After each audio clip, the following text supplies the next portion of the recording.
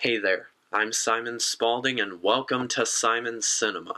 New couch, same reviews. So Thor Ragnarok is the latest movie in the Marvel Cinematic Universe. This one is directed by Taika Waititi, the man behind The Hunt for the Wilder People, which I really enjoyed. This movie follows Thor, played once again by Chris Hemsworth, who we haven't seen since Avengers Age of Ultron, as he sets out to stop Hela, the goddess of death, from destroying his home world of Asgard. However, before he can accomplish that, he's captured on a scavenger planet where he's forced to fight in a gladiator arena against none other than the Incredible Hulk, who we also haven't seen since Age of Ultron. Now, Taika Waititi definitely approaches his movies from a comedic perspective, and he has a unique sense of humor. Now, the plot I just described to you doesn't exactly sound like a comedic superhero movie plot, does it? Nonetheless, it still works. The humorous tone does feel a little out of place sometimes because it's not exactly in line with the Thor we came to know in his first 3 or 4 appearances, and the humor doesn't always land, which, let's be honest, no movie is ever gonna make all of its jokes land, but this is definitely one of the more humorous MCU movies, and I could say without hesitation that this is definitely the best Thor movie. Everyone in the cast gave a good performance. Chris Hemsworth is really good as Thor again. Mark Ruffalo as the Hulk is great again. And I really enjoyed some of the new additions that they had, like Cate Blanchett as Hela, the goddess of death.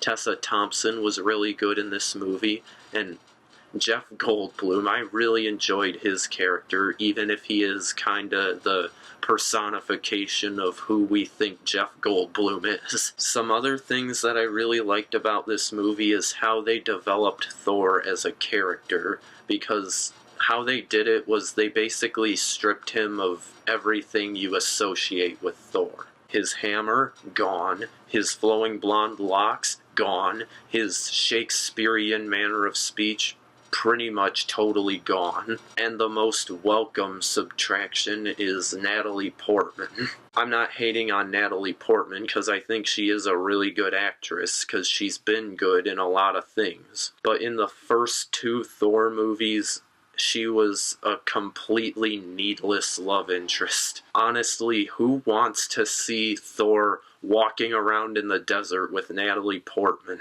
And I'm not kidding, they only address Natalie Portman's character for 5 seconds, like right at the start of the film. It pretty much goes like this. Oh, it sucks that Jane dumped you. Oh, actually, I dumped her. That's it. Bye, Felicia. I also really enjoyed the way they used the Hulk in this movie, and you actually learn quite a bit about the Hulk as a character, not Bruce Banner, but the Hulk. You find out that there's actually kind of a personality there, a very dumb personality, but he shows up. Because in this movie, Bruce Banner has been in Hulk mode for about 2 years, so he's got to have developed some kind of personality as the Hulk. The visual effects were really good as well, for the most part. There were a couple times I could tell that they were using a green screen. Like, they obviously kind of blew their visual effects budget for the final battle scene, but that final battle scene more than makes up for it. And there's also a gorgeous flashback sequence that I was just in awe of. As far as problems I have with the movie, there are a couple things that stick out. Like I said, the tone kind of feels inconsistent sometimes. There was also a plot point that was set up to look like a big deal right at the end of Thor 2, but the way they resolved it made me just think, okay, why was I excited to see how that turned out? Because they basically just brushed it aside in like 5 minutes. Also, I won't say who, but there is another big Marvel character that shows up for like 3 minutes near the start of the movie, and it reminded me a lot of in Ant-Man when Falcon shows up to fight for like 2 minutes. It's like they were saying, oh, we have to throw some random other person from this universe into this movie for a little bit, just so everyone remembers, oh yeah, he's in this universe too. Won't that be really cool?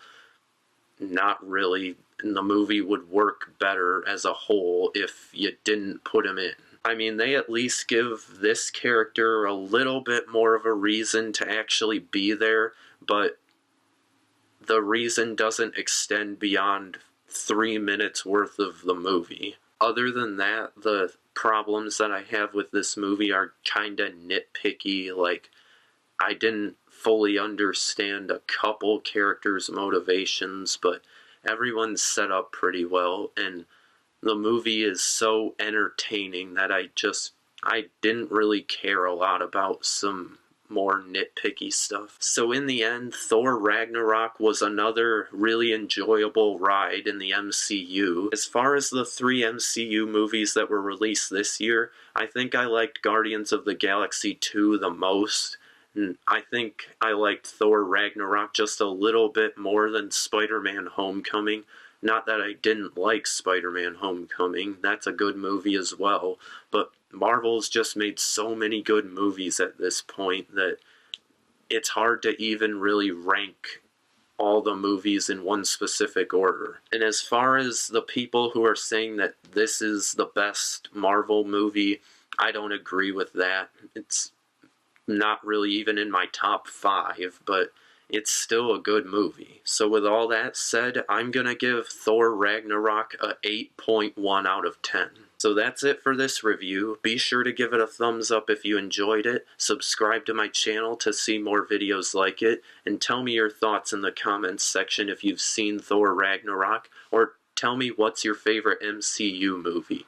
Thanks everyone and have a great day.